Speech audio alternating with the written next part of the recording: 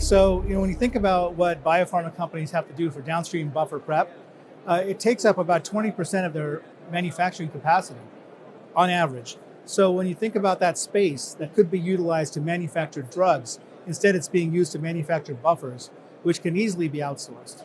And we are specifically focused on those specific buffers that are used in biopharma, custom buffers. So a customer can come to us and say, we have this recipe for a custom buffer for our process for this drug.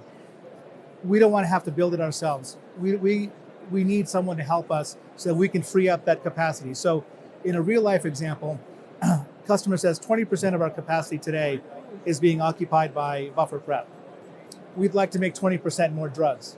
So how can we partner with you to free up that capacity? Well, the answer is simple. Just tell us what you need us to make, and we'll deliver it to your door as and when you need it. In a specific case, they did in fact save 20% of their capacity and free up 20% for drug manufacturing, which increases their yields, increases their productivity.